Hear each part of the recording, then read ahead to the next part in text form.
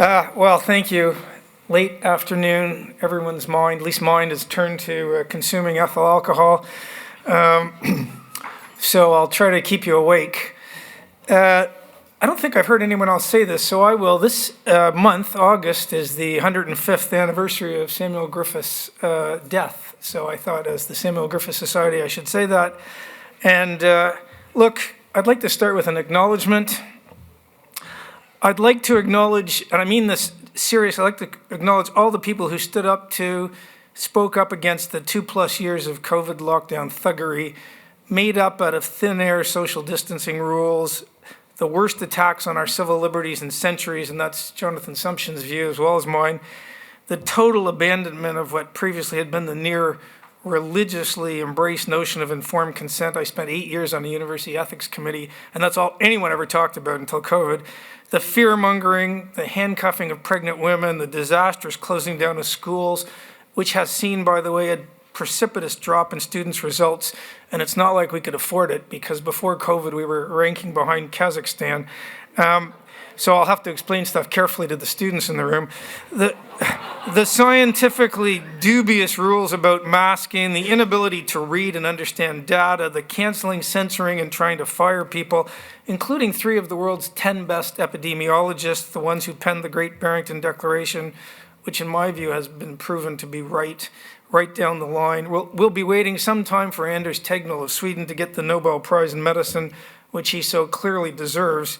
The preferring of models to data, and let's be clear, models that were by and large devised by an Imperial College modeler who had a track record of being off by orders of magnitude on everything else he'd ever modeled, starting with bovine spongiform encephalopathy, which is mad cow disease, and foot and mouth disease. He was wrong like thousands of times on both of those, and so the general view was, well, maybe he'll get it right this time. So his models became a gospel-like resource, the weaponizing of the police, the biggest transfer of wealth ever and by far, from poor to rich and from young to old. And this was done via the steroidal printing of money and the consequent massive asset inflation, because of course it's the old and the rich that have assets. And especially given this Samuel Griffith conference crowd, the revealing fact that nowhere in the entire common law world during these 2+ years of gargantuan civil liberties infringements was a Bill of Rights, constitutionalized or statutory. Nowhere was one ever successfully used anywhere to pare back or invalidate any of the lockdown thuggery anywhere. Not in Canada with an incredibly potent constitutionalized Bill of Rights. Not in Britain with a statutory version that basically licenses Alice in Wonderland interpreting. Not in the US with a really potent Bill of Rights. Not anywhere in Europe. Not in Australia with its, discovered 90 years after Federation implied freedoms. Nothing, not a single case. So if that's not empirically revealing of the actual worth of Bills of Rights, and supportive of my long-held argument, I mean, half of my career has been arguing against Bills of Rights, that when you buy a Bill of Rights, all you are ever buying anywhere is the first-order moral and political preferences and druthers of the judicial and lawyerly caste, then I don't really know what is.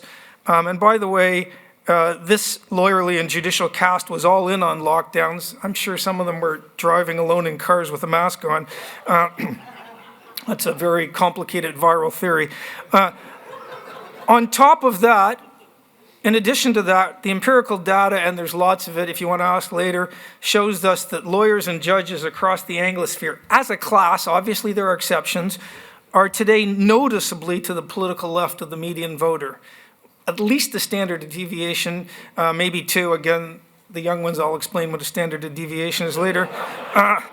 But that's a pretty big change from 50 or 60 years ago when lawyers as a class were markedly more conservative than the median voter. So thank you, law schools where I work. And we saw that in Australia with the voice debate and referendum. 38 law schools, you could count on one machine operator's hand the number of academics who were against the voice. 4. There were Brett Walkers, QCs, Casey's, sitting judges, they're all coming out in favor. Thank God for Ian Callanan, who actually came out against. But I think it's obviously today's judges who are operating and interpreting these instruments, not Sir Harry Gibbs era's judges. So we now know, I think, that bills of rights and any supposedly implied rights like creations were basically worthless from 2020 to 2022, wholly worthless. Didn't do anything to protect our civil liberties. But give judges a non-citizen who claims to be Aboriginal, and boy, oh boy, you just watch how hard deportation becomes. Or anyone who comes here, no legal basis for staying, and now refuses to leave. Again, by the way, the Australian Human Rights Commission also said nothing, every one of whom was appointed by the Liberals. Or ponder what happens to anti-lockdown protesters as compared to pro-Palestinian ones, even when the latter ask a New South Wales judge to override the elected government of New South Wales in order to shut down the Sydney Harbour Bridge for half a day. So none of this impotence and uselessness of rights during COVID, by the way, came as a surprise to me. I predicted it in print a few times in March of 2020. I said they will do nothing. And I was a public skeptic of the lockdowns from day one. I think it's the thing I'm most proud of.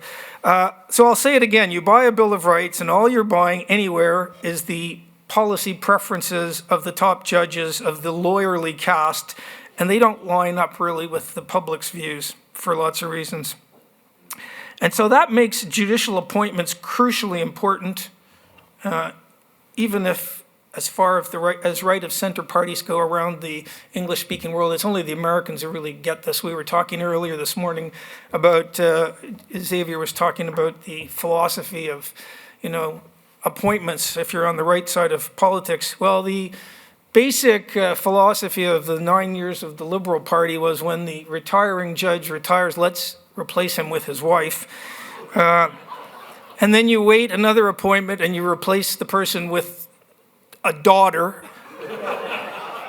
I guarantee you that when the day comes when the Liberals get back into office, there are going to be a lot of first cousins who are pretty excited about their chances. And by the way, as an indirect way of sort of this idea of sort of an incestuous approach to appointments, that might be a backdoor way to get a high court judge from Tasmania. But maybe, I want to say it again, I want to acknowledge the people who were brave enough to stand up against the COVID thuggery. I think they should get their own flag, because Mr. Albanese is happy to stand in front of 4 or 5, so one more probably is not going to notice. On a different note, before I get to the substance, and this is in keeping with the spirit of the times in the Western world, I was mightily tempted this weekend to cart my Allan family kilt over. It's the one I inherited from my dad. I wear it about once a year, St. Andrew's Day, Robbie Burns night, whatever. The Allans are a sept of the McDonald's. I am not allowed to socialize with Campbells, the perfidious bastards. Again, the young people, I'll have to explain that. I can see they weren't laughing. But my wife got me an Ancestry.com test a few years ago. It came back, you just do a little sample, you throw it in, no words, nothing, and it's in Australia, and it comes back, you're 96% Scottish, and your genes are found overwhelmingly in southwest Ontario. So one thing that told me is that none of my great-grandmothers were wayward. But, having one of these kilts, and by the way, where's Catherine Deves? Is she in the room?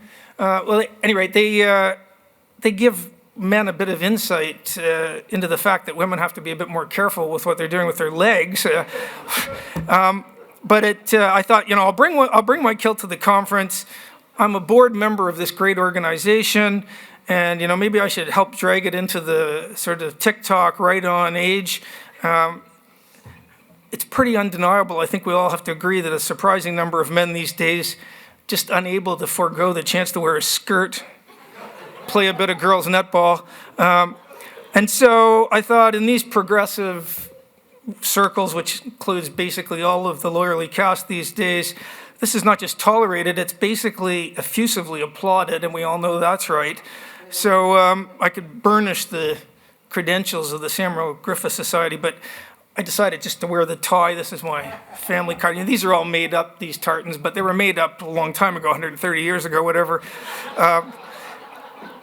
I will stop and ask you if anyone knows what the definition of a Scottish gentleman is. It is a man who expertly plays the bagpipes, but never does. So this is a good point to pause, I think, before I get to the substance. Thank Xavier and Stuart for inviting me. Stuart is the secretary and does a lot of work. When I was writing up my talk, you'll all know that Stuart's been appointed to the Commission of Inquiry looking at the CFMEU. I didn't know whether to thank him posthumously or not. Luckily, the answer was no. You might want to get some tips from Dyson about how to check under your car. So let me begin the substantive part of this talk by taking you all up to my native Canada. I'm from Toronto, so I'll take you to Toronto, where I was born and raised. I lived there right up until I left for university. So Greater Toronto is much bigger than Greater Sydney in terms of population, and it has the worst traffic in North America. This is relevant. It's also relating to the title. Various sources now say it's worse than Los Angeles. So it was about a 20-kilometer drive from the inner east part of Toronto where I lived, and you could get to the Toronto airport when I was growing up in about 20 to 25 minutes. Today it's at least 75 minutes. It can take an hour and a half, and indeed a couple of years ago my wife and I almost missed our flight back to Australia when it took us 2.5 hours to get to the Toronto airport, 20 kilometers. Now some of this traffic is due to the fact the city and province have barely built a new road since we left in 88, 89. But it's also due, I think, in a pretty big way to the Toronto City Council's mania for bike lanes. They are everywhere. And remember, it's cold in Canada and Toronto, so we often are covered in snow and slush and ice, which makes the bike lanes basically useless for those chunks of the year. At any rate, in the most recent provincial election, it was held this year in February, the Conservative Party ran. One of its core election pledges was, we're going to get rid of a lot of bike lanes, and if need be, the Tory provincial government would override the Toronto City bylaws. For the non-lawyers in the room, the city is a creature of the provincial government, and they would just start dismantling a modicum of these bike lanes.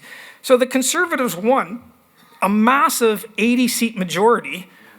Maybe some of the politicians on the right side of politics might want to go over to Canada, pick up a few tips about having, views on anything. And they passed the legislation. Now, you would normally assume that that would be the end of it, but you don't reckon with the philosopher king, we have our fingers on the pulse of timeless moral values judiciary that has an attitude that's sweeping the common law world. And so some various groups went to court to block the newly elected Ontario government, and sure enough, a month ago, late July actually, Justice Paul Shabas of the Ontario Supreme Court of Justice, so a Superior Court first instance judge, invoked the Canadian Charter of Rights, it's an entrenched Bill of Rights, to invalidate the let's get rid of bike lanes legislation. And this was done under, wait for it, using Section 7, which is the right to life, liberty, and security of the person. And yes, the judge did point to modeling evidence that the applicants had provided that's saying that getting rid of the bike lanes would not, in fact, improve traffic and might see more cyclists killed each year. Although why an unelected judge thought it was his job in any democracy to be the one to choose between different traffic models or to give his opinion on what would and would not improve traffic is a bit beyond me, or to guess how many cycling deaths would ensue. But putting all that bogus, contestable, empirical predictions by a puffed up bag of wind judge aside, the core thing you need to know is this Ontario Superior Court judge was careful to say that the Canadian Charter of Rights, Section 7, did not give judges like him the power to create bike lanes. You got that? The judge was very careful to say he's not asserting the existence of any positive right to bike lanes. Instead, the judge made clear he was effectively asserting that if, conditional, I'll explain to you guys later, if an elected legislature passed the statute creating bike lanes, then the lanes couldn't be taken away later. If you put it prosaically, once you've got bike lanes, baby, they ain't going anywhere. And at this point, this native-born Canadian might just point out that those same judges in Canada have said that the Canadian Section 7 right to life, liberty, and security of the person does not protect vulnerable people from euthanasia. but it does protect bike lanes once they've been legislated into existence. This is like reading A.P. Herbert's Uncommon Law. The warped nature of it's incredible. And notice the logic in play here. The unelected judiciary sees some rights, and they're always the ones they happen to agree with, as part of a sort of what you might think of as a one-way ratchet. So the judges won't give them to you themselves, but once any legislature at any point in time does, then the judges will step in and stop any future legislatures from backtracking, even ones who go to an election and specifically say this is part of their manifesto. So at the very least, this looks a bit like an incredibly Whiggish view of the human condition, right? It presupposes that judges have the skills, the institutional access to information, and even the non-legal knowledge to arbitrate the key question, who is on the right side of history? And it assumes that unelected judges ought to be doing this thing in the first place. So I emphatically reject all three of those premises. But of course, I'm not here in Australia to talk about the Canadian judiciary and its inflationist philosopher king pretensions based on picking winners and, having a pipeline to God to know when some legislature can and can't reverse what an earlier one did. Somebody mentioned Oliver Wendell Holmes Jr. He famously said, "The weak and foolish must be left to their folly." And I mean, it's not as though the High Court of Australia has done anything as sanctimonious, self-important, and jurisdiction-inflating as any of that, right? Which takes me to the judicially made-up implied freedom of political communication cases and their progeny, the voting right ones. Because let's start by remembering that in both the Roach and Roe cases, our top court's approach to constitutional interpretation, to giving a plausible meaning to the text, carried with it the clear and undeniable suggestion that it's one thing if Parliament keeps its hands off and leaves alone old legislation governing, when prisoners can vote, that was Roach, or when electoral rolls must close, that was Roe. A decision, by the way, that Professor Ann Toomey back in 2012 described at length in a peer-reviewed law article as the worst reasoned, least plausible decision in the High Court's history. Although to be totally fair to Anne, she said that before the Love case, which brought into the Australian constitutional law lexicon such deep ideas as otherness and deeper truths. And I wish Justice Adelman had been in the room for this, but there you go. And again, let's not forget, the Love decision was brought to you by the Liberal Party, because 4 of the judges in the majority, 3 of them were the newly appointed judges by George Brandis. Way to go, George. And only 1 of the Liberal appointments was in the minority, whereas the Labour Party was the other way around. So in other words, if we just had Labour Party appointees, we would not have the Love case. If that's not an indictment of Liberal Party judicial appointments, I don't know what is. But again, we're back to the idea where a parliament in the recent past happens to have legislated to liberalize those rules, and the idea is then no parliament, even more recent vintage, gets to unwind them or revert back. So apparently our Constitution that states at least 7 or 8 times, until the parliament otherwise provides, and whose drafters and ratifiers explicitly rejected any sort of Bill of Rights, and we know that they thought how representative government will play out in the future, we will leave to future generations to decide by letting each generation vote for an elected parliament, because of course our constitutional system is an amalgam of the 2 great constitutional traditions that have stood the test of time, the British unwritten parliamentary sovereignty one, and the one where you have to give Madison a lot of credit, the Madisonian checks and balances one. He was a genius at drafting constitutions, James. He was a terrible president. I say that because he invaded Canada in 1812. The Americans don't learn about that, so you guys are at home on this one. But he was a terrible president. We won because it was a tie, so that's how we took it.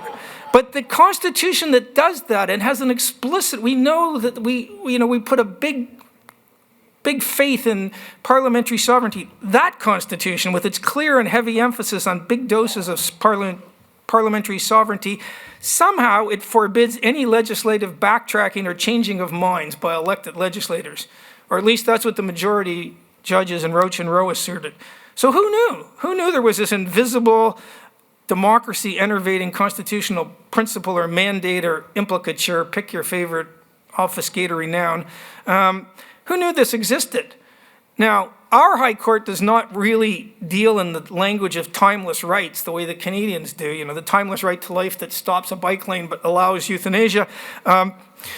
But the structure of the argument and the implicit jurisdiction-inflating, Whiggish, self-important sanctimony, and I mean that literally, they're exactly the same, all right? I dare say that Justice Chabas of the Ontario Supreme Court was a little bit negligent in not giving any credit to our High Court. I mean, really, he should have, for showing him the way with this innovative understanding of how the meaning of the constitutional text does not afford a positive right, no, but that it can at times, and I have to confess, it's a sort of, to me, it's a mysterious, ineffable bit of alchemy, but it does lock in a previous legislature's statutory liberalization.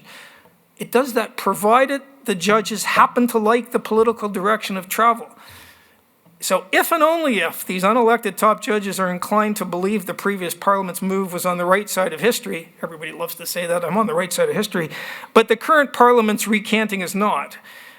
It's then that the democracy enervating constitutional principle, the one that no one knew existed for almost a century, it kicks in and allows the unelected judges to invalidate a law that was passed by the elected legislature. And remember, on the basis of something that you cannot point to a single living person at the time who intended this. One of the things I didn't like about Justice Edelman's decision in Babette is he goes on about Gracian implicatures, but he sort of cheats because at the beginning he talks about, you know, people. Well, imagine people who say something. Well, of course, only human beings, or purposive beings, God, we can argue about the higher apes, but only purposive beings can try to convey meaning. So marks on paper, absence the assumption of a purposive being, they're just a curiosity. And, you know, something no drafter or ratifier envisaged or desired. That's the basis of what we're talking about here. I'm not here, by the way, to talk about federalism in this country, although the original job given to our High Court, the main job, was to police the federal division of powers. And what we have gotten from our High Court, and I don't think anyone can dispute this, is the most pro-center federalism emasculating jurisprudence in the entire federalist world, which has gutted it of any sort of intended federalist setup, blowing at the smithereens, giving us the world's worst vertical fiscal imbalance, leaving us as the only federalist country in the entire world whose states, for all practical purposes, have no income tax power, one where the second most centralizing set of judges in the world is it's like a couple of solar systems away from ours. But at any rate, returning to the democracy enervating judicial creation, I take it that everybody in the room can see that there's a sort of implicit bias of this sort of approach to interpretation. It's sort of an unspoken but built-in weighting in favor of progressive, politically left-wing values and causes. You see, the elected branches are allowed to liberalize, no problem with that, but sometimes, never know when, after the judges have sort of poked around in the entrails of this approach for a while, the same judges will forbid the newly elected legislature from going back to the previous position, the one that existed before the liberalization. So I think that delivers an implicit one-way ratchet in favor of what you might label progressive legislation, that direction of traffic. Because let's not forget, in the Roe case, it was the Get Up organization was the main litigant, effectively saying that our Constitution somehow gave judges an ability to tell if the electoral rolls closed today or 5 days from now. Who knew that there was a 5-day decision-making thing built into the Constitution? But it gets worse as you delve into the whole implied freedom jurisprudence. Discovered in 1992, and as a side note, I don't ever use discovered, I think it's a euphemism, obfuscation. These implied freedoms were not plausibly discovered in the invisible entrails of a constitution that was explicitly rejecting the U.S. Bill of Rights and the First Amendment, and that not a single living person intended. It was just made up.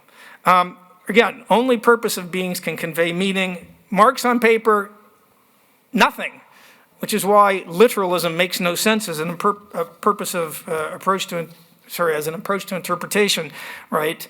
Makes no sense if you say to the babysitter, play a game with my kid, and when you come back, she tells you she played Russian roulette. It makes no sense because there's the background assumption that no parent would ever intend that. The same way that if a couple is getting married and the wife says, look, I'll do the following 5 jobs and you do everything else in our marriage around the house, and you find out, according to the High Court of Australia, that everything else means nothing, and that only the things that are actually listed on the piece of paper will mean anything, that's a bit odd approach to interpretation. So again, we know that the legitimate lawmakers who created our Constitution rejected any sort of Bill of Rights, and they had a big faith in parliamentary sovereignty. And that faith extended to letting future generations decide how representative government would play out. You might not like it, I do, but it's an implicit assumption in the Edelman worldview and all of the High Court worldview, with the exception of Justice Stewart, that some group of unelected judges has to be there to police. And that's what's the point in issue. So, they're in the actual meaning of begging the question, they are begging the question, not the modern wrong-headed version. So let me just say as kindly as I can, the approach to interpretation taken by our High Court is a little out of whack with the dominant understandings in the philosophy of language. And remember, honest interpretation is never a search for your own preferred result.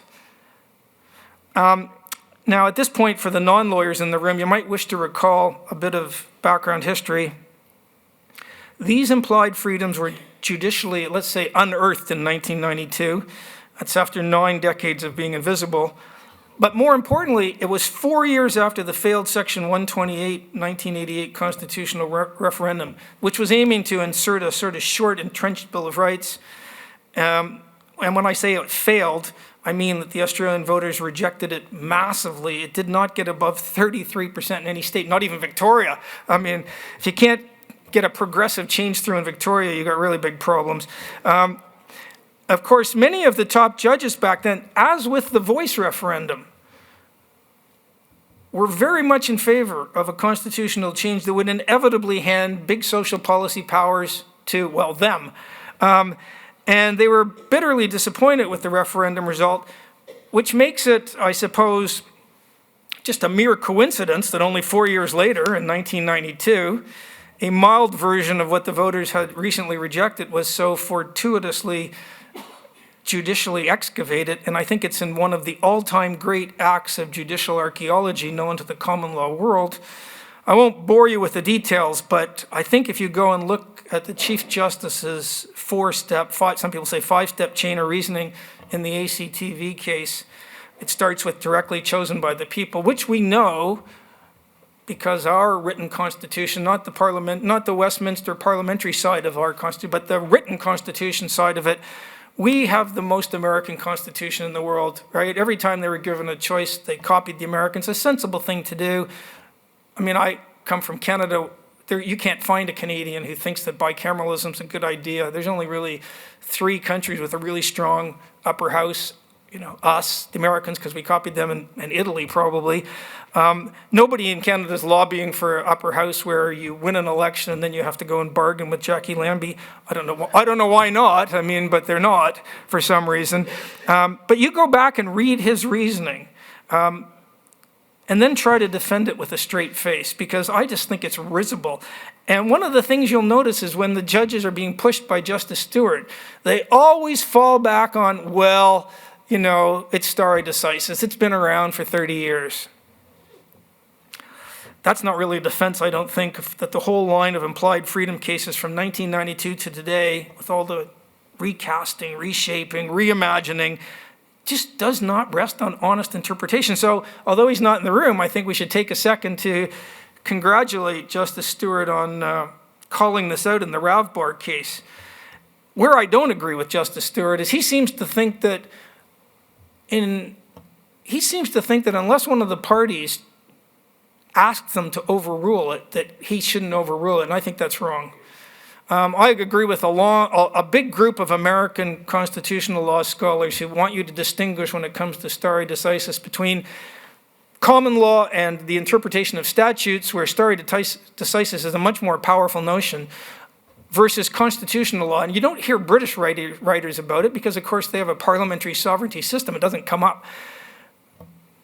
Effectively, what Justice Stewart and the entire High Court is saying is that we owe, as a judge, more loyalty to past judges than we do to our honest take on what the Constitution means. And remember, most Australians are not in front of the court. And how is it in an implied freedom case that anyone's going to raise the point? By definition, one of the two parties is asking the judges to use the implied freedom for them to win the case. Well, you're not going to go into court and say, I want you to use the implied freedom, but by the way, also take time to consider whether you should override the whole doctrine. And no Labour government is going to do it. And so your question is, who do I owe more loyalty to? The best, most honest interpretation of the Constitution, or some past judges who had to take on it in the past?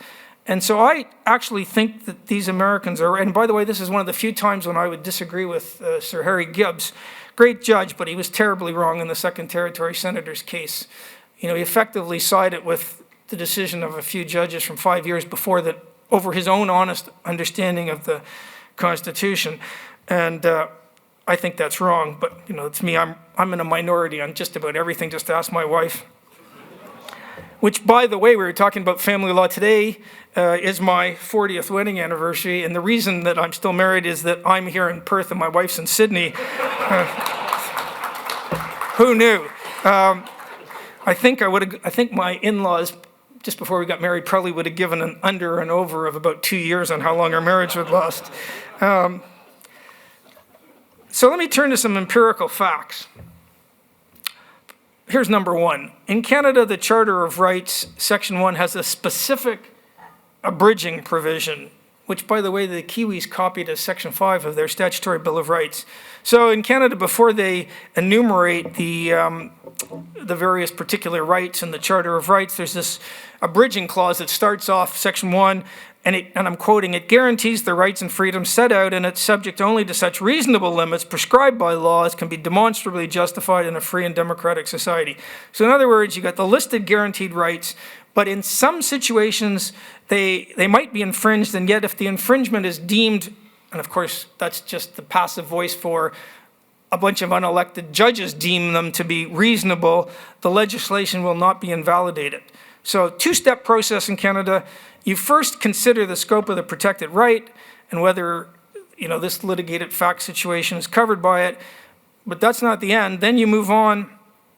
You move on to ask if taking away the rights by the legislature in this situation can be seen as reasonable and justifiable. And if so, the legislation stands. So two-stage process in Canada. Copying a lot of stuff from Germany. Why you'd copy from the Germans on anything other than military theory is beyond me. But so first, again, see if the right's been infringed, and then, because that's not definitive, by the way, you will find that Canadian judges are incredibly expansive in talking about the scope of the right, and people get confused by that. They think, they're so much more expansive than the Americans. Because it's a freebie, it doesn't do any work. All the work in Canada is done at the reasonable limit stage. In the US, it's a one-stage process. Does the proper understanding of the right mean its protections apply in this situation? So again, rights are not absolute in the US any more than they are in Canada. It's just that in the US, the judges focus on the right and its proper scope, and you do it in one step. And in Canada, that step is basically irrelevant because in Canada, not all, but almost all the work is done in stage 2, when judges have to decide whether the elected legislature's infringement was reasonable or justifiable. So I just want to pause for a second and get you to ask yourself, who in their right minds would want a bunch of unelected judges to be deciding if they think some law happens to be reasonable or justifiable or proportionate or least rights and limiting or suitable? There's a million different formulations of the proportionality test. I mean, really, seriously, what expertise do ex-lawyer judges bring to the wholly subjective exercise of assessing the political and moral question of reasonableness, justifiableness? proportionality, and of course implicitly desirability. And I'll give you a hint, the answer rhymes with the 5th Roman emperor, the pyromaniac. Look it up. There are no convincing grounds for thinking judges have more insight than elected legislators into what is proportional and suitable. So I say that even though former Chief Justice Kiefel made it her life's mission. So the judiciary has access to less information, right, than the legislature. Its members come from only one profession, lawyers, which carries with it a serious disadvantage. Lots of disadvantages related to limited advantages and knowledge of the world, and other dangers to do with what you probably might describe as the lawyerly caste's pretty elevated sense of self-regard. And it looks really illegitimate too, at least if you're like me and you believe that most social policy decisions, for good or for ill, the least bad approach, the Churchillian, this is the least bad option on the table, ought to be made by voting and letting the numbers count, procedural majoritarianism. And for people in the room, you hardly ever hear this point made, but in every single Canadian and US Bill of Rights case, and in every single Australian case where the implied freedom is argued, the decision-making rule at a top court is a brutally majoritarian one. 4 always beats 3. And 5 always beats 4. That's the rule, and it's true even if the dissenters had God descend to help them write the most moving, morally powerful judgment of all time. Lots of references to John Stuart Mill and the ICCPR. And the majority judgment was thrown together in half an hour by the law clerks on a Saturday morning after a night of heavy drinking. 4 beats 3. Full stop. There's no other test. And it is a majoritarianism test in all top courts. Pure and simple. It has to be, because there is no substantive rule you could ever have when you live in a world where reasonable people disagree. So the only difference is the size of the franchise. 7, tens of millions. So here's the thing. Canada entrenched a Charter of Rights that explicitly forces judges to do these proportionality analysis. I don't like it. I'm a charter refugee from Canada, but the judges, they can justifiably say we don't really have a choice. That isn't true in Australia. The judges gave the task to themselves about 9 decades after the Constitution came into being. I would say they made it up out of thin air, and then they qualified these pseudo half entitlements by limiting them to restrictions on what the legislature can and can't do, which is effectively an abridging inquiry. It's a proportionality, or is this suitable and reasonable and justifiable and least rights infringing test. But the stench of illegitimacy in Australia, it's everywhere. And let me say this, as someone who predicted in print, I think I was the first person, but at least a year in advance in print, that the voice referendum would fail. Let me say that if there were ever a referendum held in this country in 1992 or today that tried to give judges this sort of implied freedom, hey, do you want a bunch of ex-lawyers to decide what's reasonable and suitable and justifiable in terms of legislation? It would set a new record for being slaughtered, right? And yet, at the same time, I think lawyers and law students would probably be in favor of it 95-5. So that's the sort of illegitimacy we're talking about. Here's the second point. This is another problem.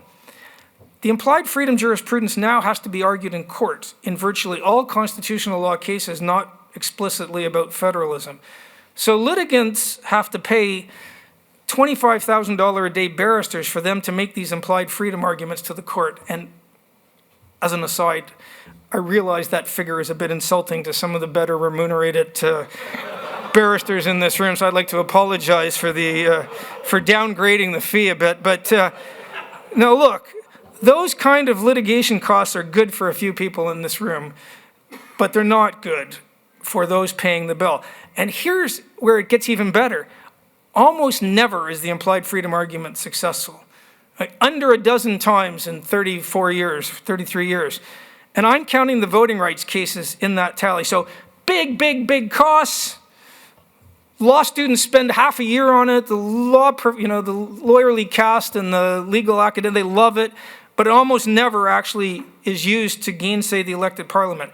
So for me, the fact that it's hardly ever used is a good thing, but I think judges have no legitimate business ever doing it based on this implied freedom construct. And if you go back and look at the times when legislation was struck down, highly, highly debatable line drawing calls. It's not like they're stopping Robert Mugabe from taking over the world.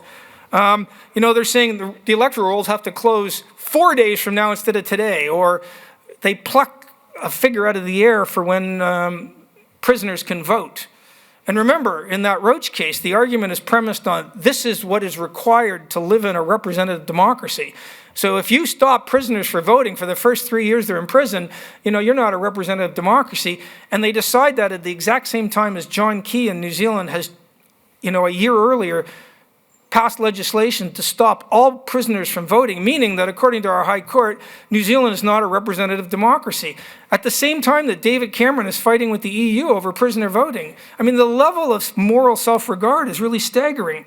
And so, under a dozen times it's been used. And I think the main reason for that is our judges are hesitant to use it.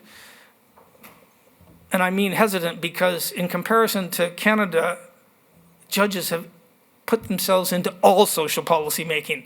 I mean, basically, it's not clear to me why people vote in Canada other than tax rates, because everything seems to be driven through the Canadian Supreme Court. So we are very reticent here. That's a good thing.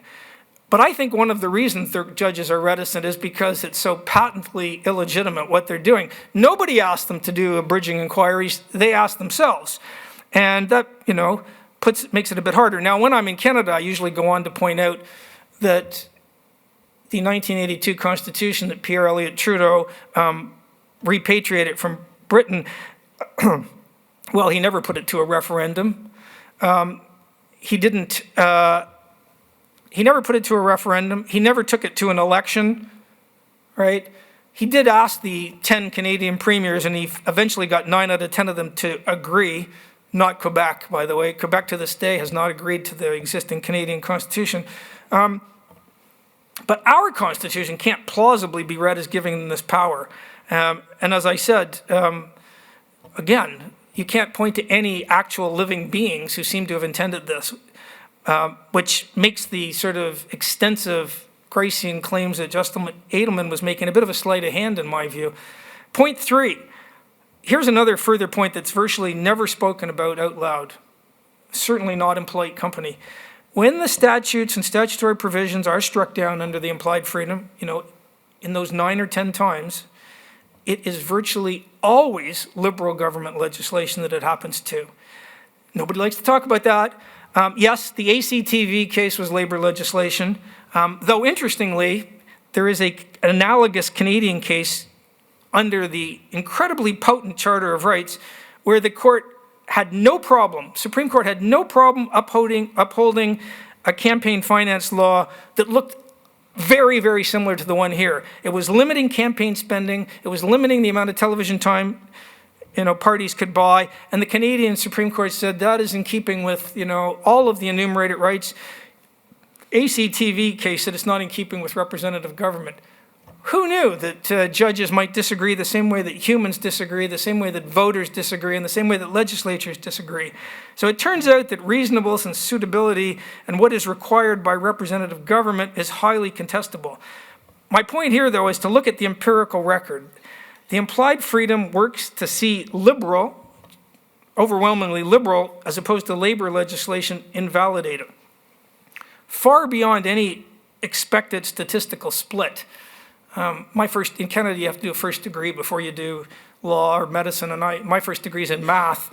So during COVID, I brought out all the old math skills. I'm reading all this data and wondering why the world has lost its mind when, we knew from the Diamond Princess, that it was like 10,000 times more dangerous for 75-year-olds and 30-year-olds. But anyway, it's almost never Labour legislation that gets struck down. Now, why is that? And there's really, I think, 2 answers. One is that, it's just chance. This incredible, always Liberal legislation, just one of those transit of Venus, look it up, type events. Or maybe deep down it could have something to do with, the nature of the quest that judges are undertaking. Because remember, they're today's judges, graduated from yesterday's law schools, that's bad, and they're being asked to tell us what they, not the voters, but what they think is reasonable and justifiable. As with bike lanes, as with prisoner voting, as with, when do the electoral rolls close? And so when you consider rights and implied limitations on legislatures, maybe there's some sort of built-in left-wing progressive tilt or bias that favors, a sort of big government view of the world, a let's expand entitlements view of the world. Let's keep up with those expansive jurisdictions overseas view of the world. And by the way, they cheat on that one too, because all of the jurisdictions they look at all have bills of rights and we don't, but they never say that. Let's inflate rights answer. Maybe there's just a built-in problem with what they're doing. Or maybe it's just chance. If you go outside and I ask you to flip a coin 8 times, you have a 1 in 256 chance of getting 8 straight heads. So it could be that. It could be a statistical quirk. That's why when they invalidate statutes under the implied freedom, it's almost always state or federal legislation that's liberal legislation. Or maybe there's some sort of, this task is somehow structurally biased and pushes judges in this Whiggish sort of direction. Here's a 4th point. I'm getting near the end. I need to say something about proportionality analyses. You see, the top judges have decided to approach their made-up implied freedoms through this lens. So until recently, very recently, for a while they were talking about structured proportionality. Doesn't that make you feel good? I mean, is anybody in favor of unstructured proportionality? I want unstructured proportionality, please. Ignore that. Here's the gist of the matter. And this, I'm referring now to a left-of-center London School of Economic British legal academic named Thomas Poole, who for a decade or more has argued that all abridging provision type inquiry, so all proportionality analyses or reasonable limits, or however you want to label it, seeking the appropriate, reasonable, justifiable, adapted to serve an end consistent with the maintenance of representative government, all of them are non-constraining on those doing the task. They are non-constraining in the sense that you can plausibly and easily get either answer. So they're malleable, discretion enhancing. Here's Poole's words, and I quote, "Proportionality is plastic and can in principle be applied almost infinitely forcefully or infinitely cautiously, produces an area of discretionary judgment that can be massively broad or incredibly narrow or anything else in between." And I wholly agree with that. This is in essence legislating at the point of application. By the way, a very similar point was made, and made very famously, by the Harvard law professor Lon Fuller back in 1949. He made it in his famous, I think it's wonderful, magisterial Harvard Law Review article, The Case of the Spelunking Explorers, which he wrote for his jurisprudence students. And so Fuller gets, it's a mock case, and he has one of his fictional hypothetical judges say this in his opinion. By the way, students, in the Westminster world, we talk about judicial judgments. The Americans talk about opinions. I used to think judgments was the better term, but I have massively moved over and I'm now in the opinions camp. Here's the quote from that case. This is Fuller through the mouth of his fictional judge. "I am personally so familiar with the process of how my fellow judge approaches or decides these issues that in the event of my brother's incapacity, I am sure I could write a satisfactory opinion for him without any prompting whatever, beyond being informed whether he liked the effect of the terms of the statute as applies to the case before him or not." Now look, I'm going to be immodest. I am immodest enough to think that I could do the same as regards all justified limit inquiries that have ever been undertaken by judges in the democratic world, all of them, including all of the proportionality type analyses of our Australian top judges over the last few decades. You tell me the answer you want, and I will write up a judgment that runs through all of the proportionality bump, all of the supposed constraints, that is completely and wholly orthodox sounding and delivers exactly the answer you have asked for. You tell me if that's a good thing for the rule of law. My very last point, I have to say, I'm a bit worried about the current Chief Justice of the High Court. There are certainly signals going out that he wants to inflate the usage of the implied freedom.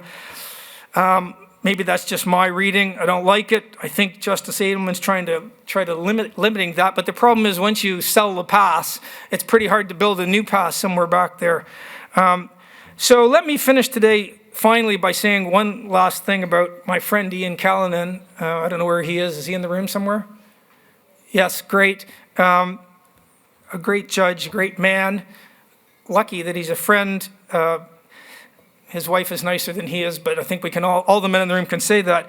But, with that glittering resume that so many people have talked about today, I was talking to Ian yesterday, and I said to him, with the resume you have, what do you want your legacy to be? What would you like people to be saying about you in a century? And Ian looked at me and he said, Jim, in 100 years, I think I'd like people to be saying something along the lines of, isn't it remarkable that he's still sexually active? I'm done. Sorry.